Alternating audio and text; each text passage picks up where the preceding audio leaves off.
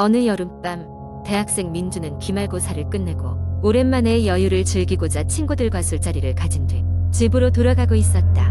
하지만 그의 집은 꽤 외진 곳에 있어 대중교통이 닿지 않았고 결국 친구들 집에서 가까운 곳에 있는 그의 외삼촌 댁에서 하룻밤 묵기로 했다.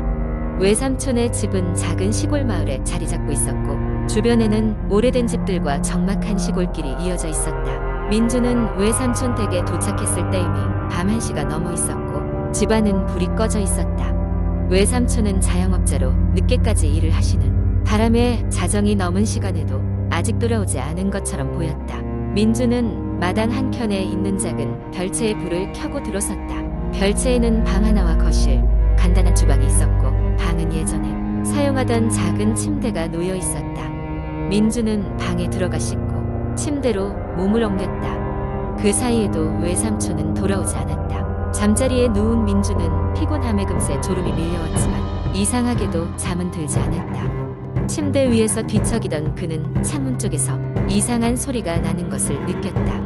마치 창문 유리를 긁는 듯한 소리였다. 처음에는 바람 때문이라 생각했지만 창문 너머로 어떤 형체가 서 있는 것 같은 느낌을 지울 수 없었다. 민주는 조심스레 몸을 일으켜 창문 쪽으로 다가갔다. 불을 켜지 않은 채 창문 커튼 너머를 살짝 들춰본 순간 가슴이 철렁 내려앉았다. 창문 밖에는 긴 머리에 헝클어진 옷을 입은 여인이 서서 그를 뚫어져라 바라보고 있었다. 그녀의 얼굴은 너무나 참백하고 눈은 깊은 어둠 속으로 빠져드는 것만 같았다. 심장이 두근거리며 민주는 재빨리 커튼을 닫고 침대 위로 돌아왔다. 하지만 그의 귀에는 계속해서 창문을 두드리는 소리가 들려왔다. 그녀가 떠나지 않았음을 알 수 있었다. 밖은 너무나도 어두웠고 외삼촌은 아직 돌아오지 않았다. 민주는 잠을 자려 해도 긴장감에 끼어들 수 없었다. 이렇게 몇 시간이 흘렀고 어느 순간 소리는 멈췄다. 민주는 조심스레 다시 창문을 확인했지만 여자는 여전히 그 자리에 서 있었다. 단 한 번도 눈을 떼지 않은 듯 그녀의 검은 눈동자는 민주는 눈을 정확히 맞추고 있었다. 이날 밤 동안 민주는 침대에서 움직이지 않고 떨며 시간을 보냈다. 이른 새벽이 되어서야 외삼촌이 집에 돌아왔고 민주는 외삼촌에게 밤중의 경험을 전했다. 외삼촌은 잠시 생각하더니 한숨을 내쉬며 이 길에 예전부터 그런 이야기가 있기는 했어. 몇 해 전에 이 마을 끝집에서 여자가 사라졌거든. 아무도 그녀를 찾지 못했지 라고 말했다. 민주는 황급히 짐을 싸서 아침 첫 차를 타고 외삼촌 댁을 떠났다. 그 이후로 그 마을에는 발을 들이지 않았다. 하지만 여름밤이면 가끔씩 무의식 중에 창문 밖을 바라보며 그곳에 혹시 하얀 형체가 서 있지 않을까 불안에 떨곤 했다. 두 번째 이야기. 한국 인터넷에는 종종 사람들이 자신의 경험담을 공유하는 공포썰이 올라오곤 합니다. 이런 이야기들은 대부분 일상적인 상황에서 예기치 못한 공포를 경험한 것들인데 그중 하나를 긴 이야기로 풀어보겠습니다. 어느 작은 시골 마을에 사는 영수는 항상 도시로 통학하는 기차를 타고 다녔습니다. 기차 여행은 그에게 일상이었지만 어느 날 저녁 그는 기묘한 경험을 하게 됩니다. 그날도 평소처럼 마지막 기차를 타고 집으로 돌아가고 있었는데 기차 안에는 거의 사람이 없었습니다. 영수는 창가에 앉아 이어폰을 끼고 음악을 듣고 있었는데 갑자기 기차가 터널에 들어서면서 조명이 깜빡이기 시작했습니다. 그때 영수는 등 뒤에서 이상한 기운을 느꼈습니다. 뒤를 돌아보니 아무도 없었지만 왠지 모르게 차가운 공기가 그의 목덜미를 스치는 것 같았습니다. 터널을 빠져나오고 기차는 다시 안정된 상태가 되었지만 영수는 불안한 느낌을 지울 수가 없었습니다. 몇 분 후 다시 한번 조명이 깜빡이더니 이번에는 기괴한 웃음소리가 들렸습니다. 영수는 깜짝 놀라 주변을 둘러봤지만 기차 칸에는 자신밖에 없었습니다. 그 소리는 마치 바로 뒤에서 들리는 듯 했지만 눈에 보이는 건 빈 좌석들 뿐이었습니다. 영수는 불안함을 느껴 역한 후 자리를 옮기기로 결심했습니다. 이어폰을 빼고 가방을 챙긴 후 조심스레 일어나 다른 칸으로 이동했죠. 다른 칸에도 역시 사람이 별로 없었지만 그래도 처음보다 조금 더 안심이 되었습니다. 하지만 얼마 지나지 않아 이번에는 누군가 그의 이름을 부르는 소리를 들었습니다. 영수야. 소리는 희미했지만 명확했습니다. 순간 소름이 돋으며 머리카락이 곤두섰습니다. 그는 다시 자리를 옮기려 했지만 이번엔 몸이 움직이지 않았습니다. 마치 누군가가 그의 몸을 꽉 붙잡고 있는 느낌이었죠. 영수는 필사적으로 몸을 움직이려 했지만 그때 어디선가 낮고 묵직한 목소리가 들렸습니다. 나와 함께 가자. 공포에 질린 영수는 눈을 감고 그 소리가 사라지길 기도했습니다. 그리고 한참 후에야 몸이 자유로워진 것을 느낄 수 있었습니다. 다음 정거장에서 영수는 황급히 기차에서 내려 집으로 돌아갔습니다. 그날 밤 그는 잠을 잘 수가 없었습니다. 그날의 경험이 너무나 생생했기 때문입니다. 하지만 모든 것이 꿈같이 느껴지기도 했죠. 다음 날 아침 영수는 그 일을 친구들에게 이야기했지만 아무도 그의 말을 믿어주지 않았습니다. 그저 피곤해서 꾸었던 악몽일 거라며 웃어넘겼습니다. 하지만 영수가 그 경험을 잊을 수 없었던 이유는 그날 이후로 매일 밤 같은 꿈을 꾸었기 때문입니다. 꿈에서 그는 같은 기차에 타고 있었고 같은 소리가 들렸습니다. 나와 함께 가자. 몇 달이 지나고 마침내 영수는 그 기차를 다시 탈 용기를 냈습니다. 이번에는 절대 혼자 앉지 않겠다고 다짐하며 친구 몇 명과 함께 기차를 탔습니다. 그러나 기차가 터널에 들어서던 순간 조명이 깜빡이더니 친구들이 하나둘 사라지기 시작했습니다. 공포에 질린 영수는 눈을 비비며 주변을 확인했지만 친구들은 온데간데 없이 사라지고 없었습니다.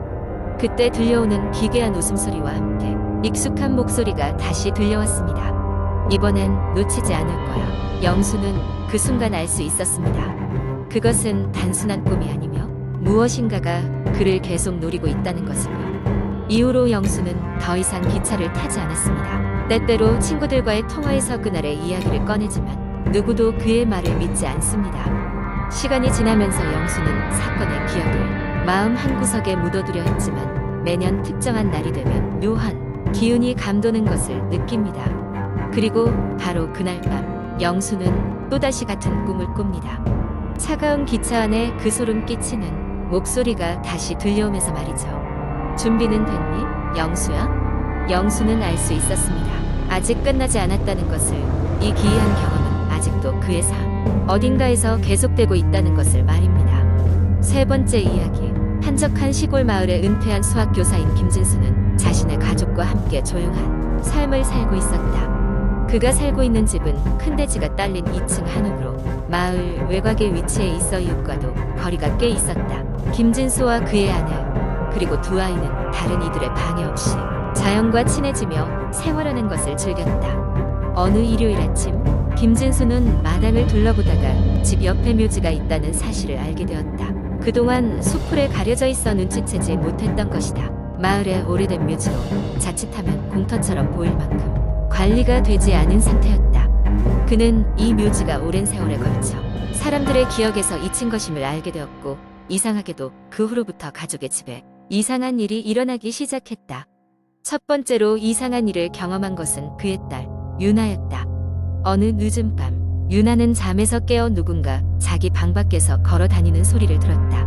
호기심이 많던 유나는 조심스레 문을 열고 복도를 살폈지만 그곳에는 아무도 없었다. 그녀는 잠결에 헛것을 들은 것이라 여기고 다시 잠자리에 들었다. 하지만 이러한 일은 두 번째, 세 번째 계속해서 반복되었고 유나를 불안하게 만들었다. 결국 유나는 부모님께 이 사실을 털어놓았고 김진수는 자신이 아이의 지나친 상상력을 다독이면 될 일이라고 생각했다. 그러나 그날 밤 이번에는 김진수 자신이 이상한 소리를 듣게 되었다. 그는 잠에서 깨어난 가운데 기묘한 울음소리가 창문 너머에서 들리는 것을 느꼈다. 바람 소리일 수도 있다는 생각에 일단 넘어갔지만 그 소리는 점점 더 뚜렷해졌다. 마치 어떤 존재가 집 주위를 맴돌며 그들의 주의를 끌려는 것만 같았다. 김진수는 다음 날 아침 가족들을 모아 밤사이에 들었던 이상한 소리에 대해 얘기했다. 그의 아내는 뭔가 불길한 예감이 든다며 마을의 노인에게 이 묘지에 대해 물어보자고 제안했다. 마을의 가장 나이가 많은 노인은 이 소식을 듣더니 심각한 표정을 지었다. 그 묘지는 우리 마을의 가장 비극적인 사건의 장소입니다. 그는 그 자리에서 오래된 이야기를 들려주었다. 그곳은 옛날에 한 가족이 비극적으로 생을 마감한 장소로 마을 사람들은 그 일로 인해는 이곳을 꺼려하게 되었다는 것이다.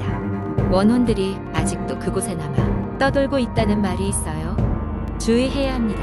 김진수는 이 이야기를 듣고 더욱 불안해졌고 그날 저녁 집에 돌아가 가족에게 아무것도 말하지 않았다. 반신반의하며 묘지를 둘러보기 위해 손전등을 들고 나서던 그는 갑작스러운 한기 가온 몸을 스치며 지나가는 것을 느꼈다. 어느새 주변이 이상하게 고요해졌고 그의 기척을 누군가가 따라오는 듯한 싸늘함이 맴돌았다. 그날 밤 가족들은 하나의 꿈을 공유하게 되었다.